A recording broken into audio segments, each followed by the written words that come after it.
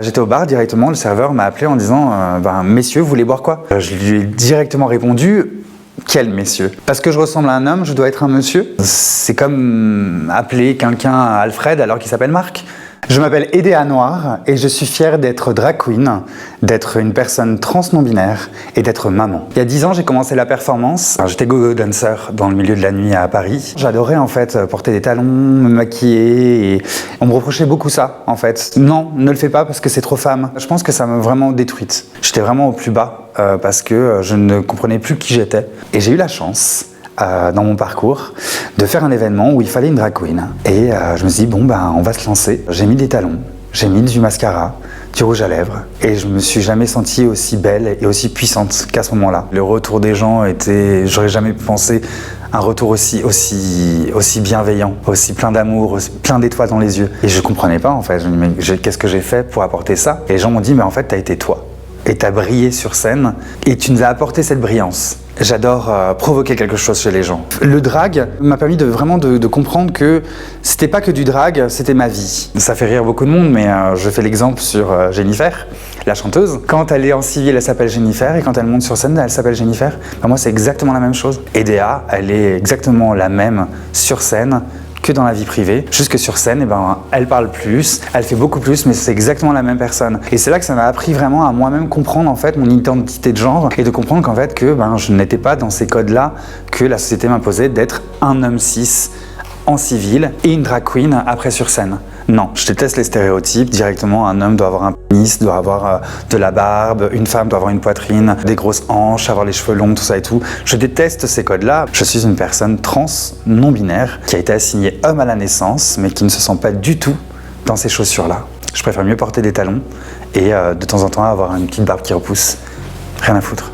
Je ne changerai pour rien au monde en fait. Aujourd'hui, je suis heureuse, j'ai fait tout un chemin pour en arriver là, personne ne va me faire reculer. Au contraire, je suis là pour faire de la pédagogie, pour accompagner les gens et pour questionner les gens. Et ça m'arrive régulièrement au bar, par exemple, on me dit messieurs, indirectement, les gens me voient en tant qu'homme, en fait, on va me dire messieurs. Bonjour monsieur, non. Quel messieurs? Parce que je ressemble à un homme, je dois être un monsieur? Ça ne sert à rien en fait de genrer directement les personnes quand on ne les connaît pas. En fait, c'est comme appeler quelqu'un Alfred alors qu'il s'appelle Marc. En fait, on ne connaît pas son prénom directement en fait. Donc, avant d'appeler quelqu'un, on lui demande son prénom. En fait, avec les gens, en général, ce qui devrait être normal dans la société, c'est de demander les pronoms des gens. Ça faciliterait beaucoup de choses. Votez pour moi encore une fois, c'est ça. Grâce à Drag Race France, je vis du drag aujourd'hui. Avant de me lancer dans l'aventure, j'étais au RSA avec 500 € tous les mois pour payer mon loyer, la nourriture, et mes perruques, et mon maquillage, et mes tenues. Donc dans une précarité complète. J'ai décidé d'arrêter de travailler dans un schéma standard, parce que si je continuais comme ça, j'allais mourir. J'allais complètement mourir. Je me voyais vraiment perdre des kilos, tomber dans la fête, tomber dans les extrêmes, dans les drogues, dans l'alcool. Et j'ai tout arrêté, je me suis lancé dans le drag, très précairement. Je gagnais peut-être un billet de 100 toutes les semaines et je vivais sur Paris. Donc j'étais complètement SDF. J'étais logé à droite à gauche. Je mangeais avec ce que j'avais. C'était très compliqué. Très compliqué, mais je n'ai jamais baissé les bras. Et suite au Covid, j'ai dû quitter Paris. Donc je suis retourné à Lyon. Je suis retombée amoureuse de Lyon et je me suis dit je vais y rester. Et on va tout construire ici. J'ai monté le collectif Des Pleureuses sur Lyon. On va faire des shows, on va créer des spectacles. Et au fur et à mesure, en fait, ça a commencé à se construire. Et Drag Race France est arrivé. Où là, je me suis donné corps et âme en me disant, c'est la chance de ma vie. Et je l'ai eu. Edéa Noir, elle est vraiment dans la dramaturgie. Il y a toujours quand même ce côté en fait vraiment de lumière dans cette pièce sombre, voilà. Edéa dans son drag, elle fait ses perruques, elle fait son make-up, elle fait ses costumes. Il y a beaucoup de gens qui trouvent mon drag un peu grisant parce que je suis pas une beauty queen. On attend beaucoup de choses du drag. Moi en fait j'en ai rien à foutre en fait d'être belle. Je pense que la plus belle beauté dans le drag, c'est d'apprendre à être moche.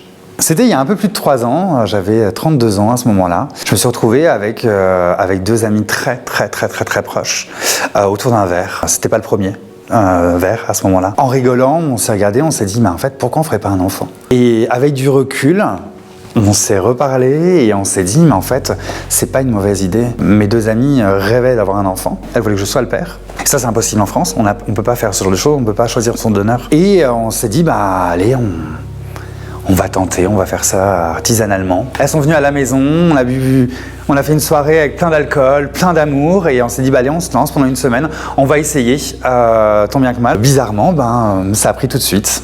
Et 9 mois plus tard, Elia est née. Rien que le principe de me dire que j'ai pu rendre les 2 personnes que j'aime le plus au monde heureuses d'avoir cet enfant, ça n'a pas de prix, c'est magique, c'est incroyable. Je suis maman 3, mais de son point de vue, je suis son papa. Pour faciliter surtout, c'est triste, hein, mais pour faciliter l'entourage. Voilà, l'entourage de l'école, l'entourage de proximité, pour dire maintenant, elle a une maman 1, maman 2, et là il y a une maman 3. Non, non, beaucoup trop compliqué pour elle, tout ça et tout. Là elle est encore petite en plus. On parle pas en fait de tous les schémas qui peuvent exister, toutes les sortes de familles qui peuvent exister. Donc c'était important voilà, de conserver quand même le schéma standard, de dire voilà, il y a 2 mamans et un papa qui accompagne. Je n'avais pas reconnu ma fille à la naissance pour permettre à la deuxième maman de l'adopter, ce qui est le cas aujourd'hui. Mais on avait quand même besoin de se dire, voilà, si jamais il se passe quoi que ce soit de ma fille, je suis le tuteur légal derrière de ma fille. Ma fille me regarde, me voit à la télé, elle lip sync, très bien. Elle dit, papa il danse. Ah, papa il danse. C'est fabuleux. C'est fabuleux. On est toutes les 3 heureuses de la voir. Elle est heureuse. Elle est pourrie d'amour. On espère qu'elle va pourrir d'autres personnes de notre amour autour d'elle. Je m'inquiète bien évidemment, parce que il faut pas se voiler la face, ça va pas être simple pour elle. Mais elle a tellement en fait de la bienveillance autour d'elle qu'elle sera jamais toute seule, elle aura toujours des réponses à ses questions. Au-delà de penser que c'est important d'avoir des nouveaux schémas, pour moi c'est nécessaire. Personne n'est identique. En fait, c'est ça qui fait la richesse de l'être humain et la richesse en fait de tout ce qu'on vit. C'est nécessaire aujourd'hui et j'en suis très très fier d'avoir pu en fait porter ce message-là, de remettre en question aussi de tout ce qu'on voit à la télévision, dans les séries et tout. Mais en fait, il existe d'autres schémas. Si je me croisais dans une rue ou autre la moi d'avant, je lui dirais directement qu'est-ce que t'es belle et persévère. Garde cette résilience parce que c'est ça qui va tout faire. Et que la vie est belle. C'est bête, mais cette vie, elle vaut tellement le coup d'être vécue. Je suis extrêmement fier de qui je suis, de tout ce que je fais, de tout ce que je porte. Tellement, tellement fier.